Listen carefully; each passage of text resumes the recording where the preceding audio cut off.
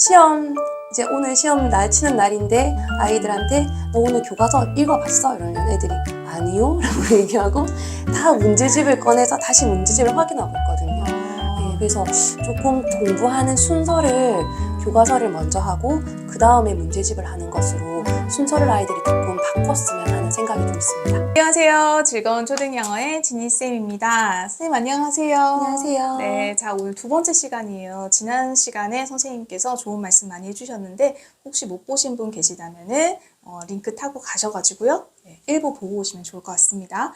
자 그러면 선생님 간단하게 자기소개 한 번만 더 해주실까요? 네. 안녕하세요. 저는 21년차 중등 국어교사 그리고 중학교 3학년, 1학년 아들을 키우고 있는 배혜림입니다. 반갑습니다. 네, 반갑습니다. 선생님, 지난 시간에 선생님이랑 이야기하면서 우리 아이들 교과서가 왜 중요하고 교과서 읽는 법 좀 제대로 알아야 된다라고 말씀을 해주셨어요. 그런데 이제 우리가 큰 그림으로 그렇게 했다라고 하면은 선생님 책에 보니까 사실 선생님이 중등교사시잖아요. 네. 그러니까 중고등을 왔다 갔다 하실 텐데 아이들을 길러내신 내공이 있으셔가지고 아무래도 초등 이야기부터 쭉 써놓으셨던데요. 혹시 학년별로 우리 아이들이 이 교과서를 잘 읽기 위해서 그리고 이 교과 공부 그리고 교과력이라고 하죠. 네. 그거를 잘 하기 위해서 어떤 방법이 있는지 한번 이야기 나누실 수 있을까요? 네. 말씀하신 것처럼 중등 교사라서 사실 초등 교과서에 대해서는 전혀 모르고 있었거든요. 네. 예, 그러다가 저희 큰아이가 초등학교 입학을 하고 교과서를 가지고 왔는데 깜짝 놀랐어요. 네, 왜요? 제 글자가 하나도 없는 거예요. 아, 영어 교과서에서도 그것 때문에 많이 놀라시던데. 네. 중등 교과서에는 정말 빈틈없이 글자가 빽빽하게 있는데 네. 그걸 보면서 도대체 이걸 어떻게 가르쳐야 되나. 많은 네. 어머님들이 사실 제가 교과서 보시라고 말씀을 드려도 그거를 어떻게 해결해야 되실지 잘 모르시겠더라고요. 네. 그래서 영어 같은 경우에는 사실 제가 디지털 교과서 좀 활용하세요 말씀드리는데 국어나 뭐 이런 과목은 진짜 어떻게 하셨어요? 저는 일단 그게 그러니까 저희 아이들 공개 수업 때 갔을 때 선생님이 수업하시는 걸 보면서 아, 네. 예, 이런 그림이 이렇게 이제 수업 시간에 활용이 되는구나 하는 거를 알게 됐어요. 네, 그래서 그거를 바탕으로 저희 아이에게는 어떻게 했냐면 초등 저학년 때는 책을 좀 많이 읽혔었고요. 네. 결국에 그림을 읽어내는 능력도 결국 그림책을 읽어내는 능력이랑 연결이 될 것 같아서 그림책들 많이 읽히고 책들을 많이 읽혔었고요.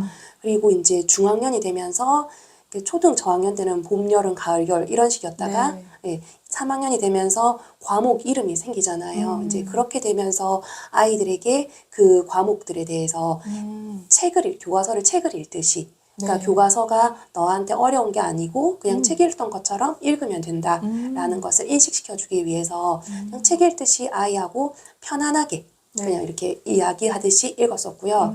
그리고 고학년이 되니까 아무래도 글 내용이 중학교 내용이랑 그렇게 좀 많이 비슷해지더라고요. 맞아요. 글밥도 예, 많아지고. 글밥이 네. 굉장히 확 늘더라고요. 네, 그래서 맞아요. 이제 그걸 보면서 이게 그 교과서를 제대로 읽기 위해서 얘네들이 초등학교 저학년 때부터 책을 꾸준하게 읽어왔던 것들이 굉장히 크게 도움이 되는구나 예, 라는 생각을 하면서 그래서 저는 교과서를 공부를 한다는 게 독서와 이게 별개가 아니라 그렇죠. 교과서와 독서는 서로 같이 가야 되고요. 그리고 그러니까 책을 읽던 그 독서를 하던 그 힘으로 교과서까지 읽어야 된다라고 생각을 하거든요.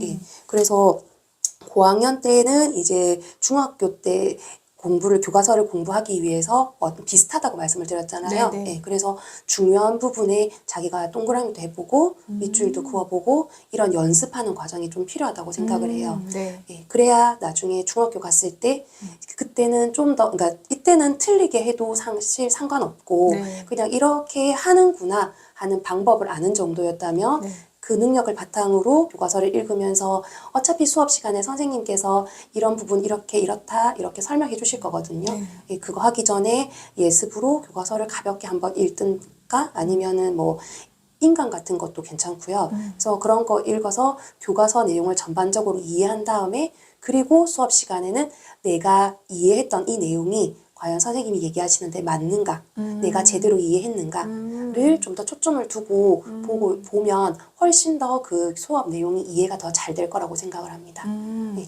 그러니까 약간 예습처럼 그러니까 네. 가볍게 그래도 읽어보고 제목이 뭐고 뭐 중단원, 소단원 제목들이 뭐고 그다음에 안에 내용이 어떤 것들이 있는지를 한번 읽어보면 사실 수업 시간에 좀 자신감이 생기거든요. 맞아요. 그런데 그거는 비단 초등뿐만이 아니고 사실 중등까지도 다 이어져야 되는 부분이고 그리고 이제 초등에서 중등으로 그러니까 초등이 사실 초등 5, 6이 중학교랑 좀 비슷하긴 하지만 급이 바뀌기 때문에 네. 사실 격차는 있죠, 선생님. 그렇죠. 네, 격차가 꽤 있고 그리고 선생님들이 바뀌십니다. 교과 담당 선생님이시다 보니까 훨씬 더 깊이 있는 학습을 하시고 초등은 이제 전과목을 두루 가르치시고 사실 인성에 더 초점을 맞추시다 보니까 이게 교과목으로 정말 올라가서 교과력을 발휘할 수 있는 시기는 중등이라는 생각이 드는데요.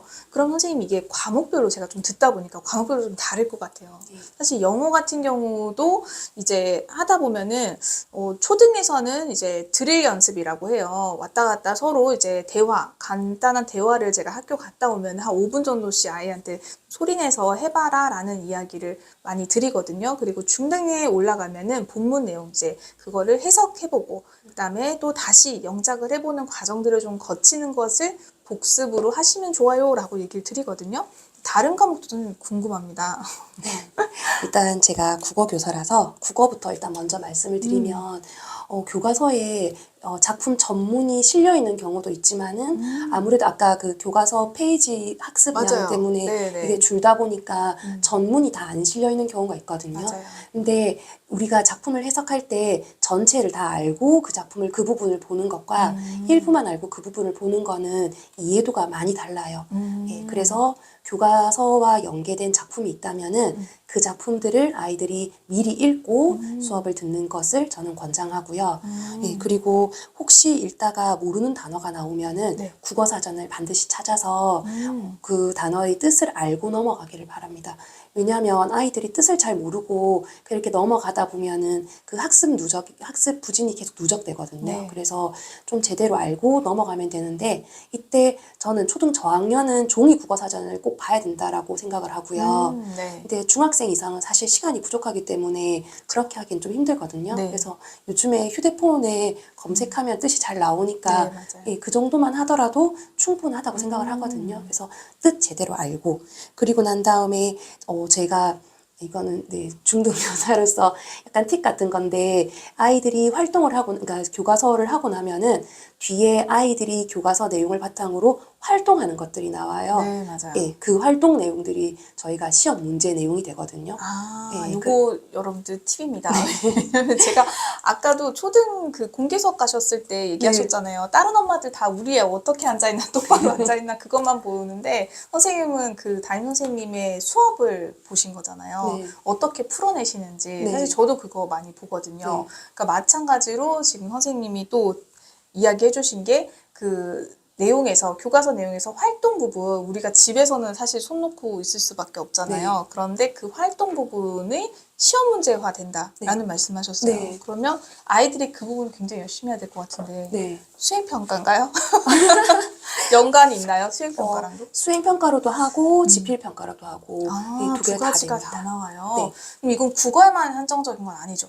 다 마찬가지라고 그렇죠. 다른 생각해요. 과목도 다 네. 마찬가지로 네. 그러니까 교과서 많이 보면 사실 문제집을 내신 대비로 많이 푸는 경우가 있는데 네. 사실 교과서에서 제가 봤을 땐 80%가 나옵니다. 그렇죠, 선생님? 네. 저 한번 이제 저희 학생이 문제집을 풀고 있길래 네. 도대체 국어 문제집에는 무엇이 담겨 있나 하고 문제집을 제가 본 적이 있었거든요. 네. 근데 문제집에 물론 이제 저 내용이 나쁜 건 아닌데 네. 너무나 많은 것이 깨알같이 다 있는 거예요. 아. 그래서 제가 그걸 보면서 이거를 아이들이 공부를 다 하다가는 정말 너무 많아서 되게 힘들겠다라는 생각이 좀 들었었거든요. 네, 네. 예, 그래서 그러니까 저희 학교에 정말 전교 1등 하는, 전교 1, 2등 하는 아이들이 공부하는 걸 보면 네. 문제집을 안 풀진 않아요. 네. 예, 그런데 일단 교과서를 먼저 보고 내가 교과서를 얼마나 잘 이해했는지를 문제집에서 확인을 하거든요. 그렇죠. 예. 맞아요. 근데 대부분의 아이들은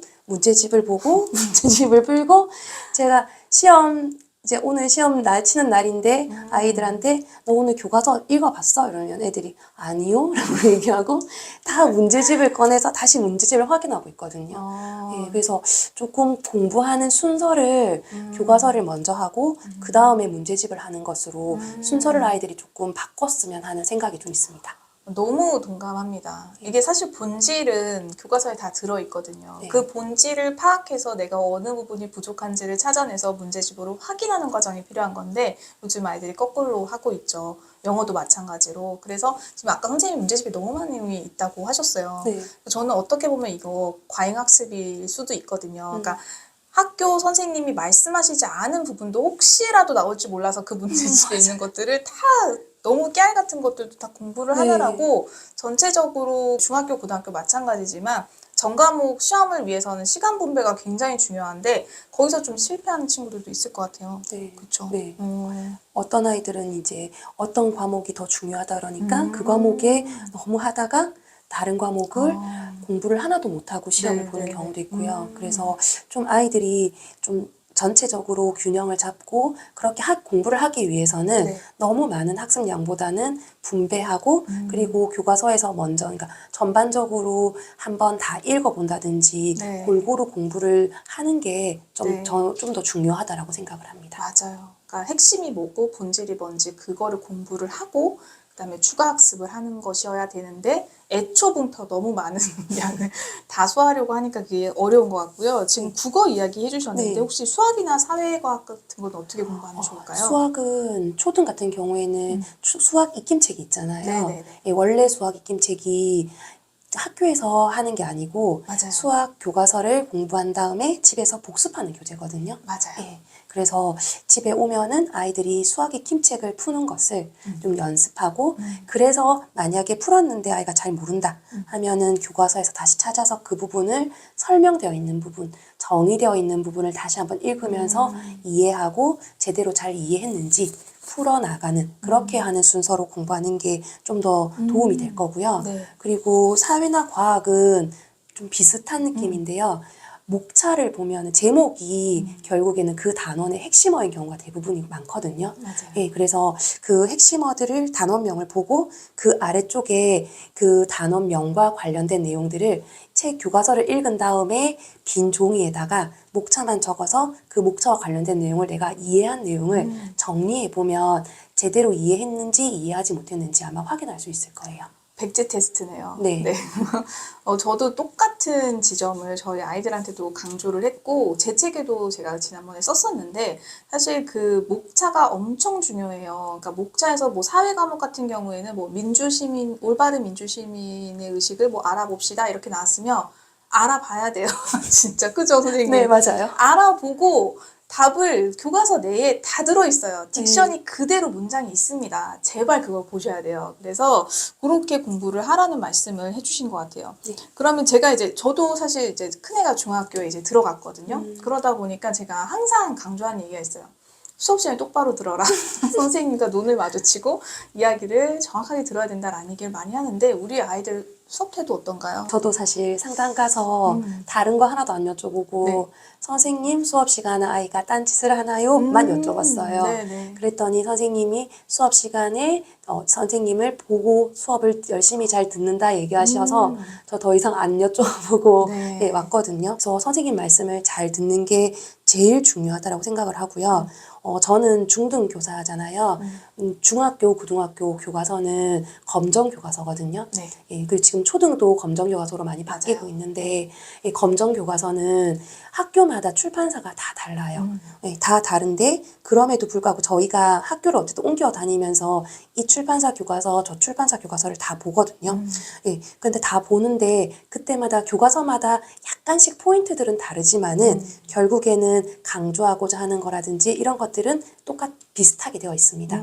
예, 그리고 그렇지만은 그 교과서에서 조금 더 초점을 두는 부분, 그리고 제 거 똑같은 교과서를 하더라도 어떤 선생님이 그러니까 제 가치관에 따라서 조금 더 중요하다고 생각하는 것들이 조금씩은 다를 수 있거든요. 그렇죠. 예. 맞아요. 그런데 그거를 아이들이 다른 사교육이나 문제집에선 찾기가 힘들어요. 맞아요. 예. 선생님 말씀 안 해주시면 모르는 건데. 맞아요. 그래서 좀 애들이 선생님이 말씀하시는데 좀 더 집중해서 그 얘기를 잘 듣고 그리고 그것을 들은 다음에 내 나름대로 내 것화 시켜가지고 그것을 정리할 수 있는 예, 그런 능력을 하면 저는 수업 시간에 중학교 공부는 사실 그게 거의 다라고 생각을 하고요.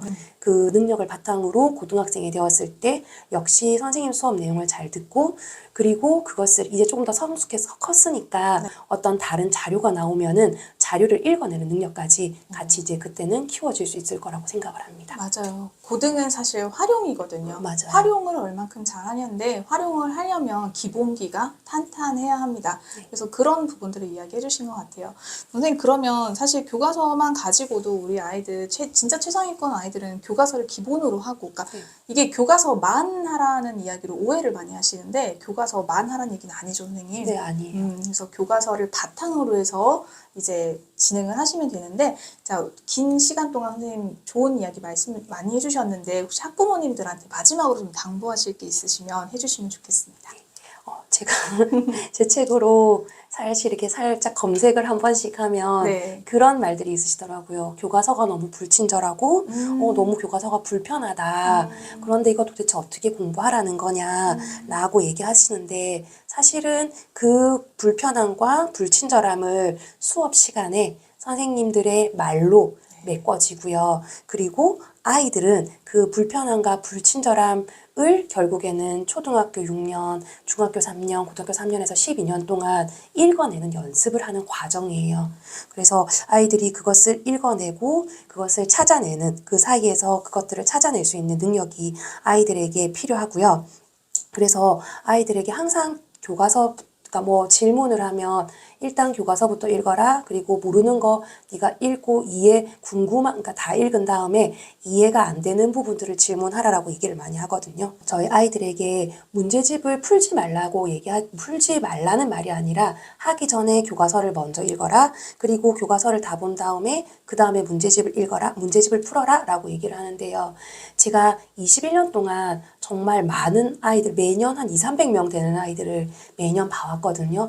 그런데 그 매년 봐오는 아이들 중에서 결국 최상위에 있는 아이들은 교과서를 잘 읽어내는 아이들 그리고 교과서를 제대로 이해하는 아이들이 최상위까지 올라가지 그것을 하지 못하는 아이들은 최상위까지 올라가기가 굉장히 힘들더라고요. 물론 저도 부모기 때문에 교과서보다 문제집이 더 편하니까 먼저 주어질 수 있을 것 같긴 하지만은 그래도 교과서를 함께 같이 읽어내고 같이 연습하는 그 과정이 아이들의 생각과 사고력을 키워내는 과정이기 때문에 아이들이 교과서를 잘 읽고 그것을 읽어내는 연습하는 훈련하는 그 과정을 함께 쭉 같이 이어가 주시면은 아마 분명히 아이가 나중에 고등학생이 되었을 때 좀 더 컸을 때 충분히 만족하실 만한 그런 결과를 얻으실 수 있지 않을까라고 생각을 합니다.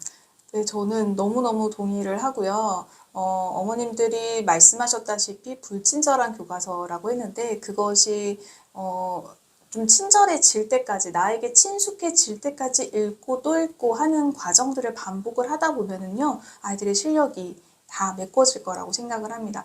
오늘 저랑 굉장히 의견이 비슷하신 선생님과 인터뷰를 하게 돼서 저는 되게 기뻤고요. 저도 많은 또 인사이트를 얻어가게 되었습니다. 여러분 많이 도움되셨으면 좋겠고요. 질초 다음 시간에도 또 좋은 전문가분들 모시고 이야기 나누도록 하겠습니다. 끝까지 시청해주셔서 감사합니다.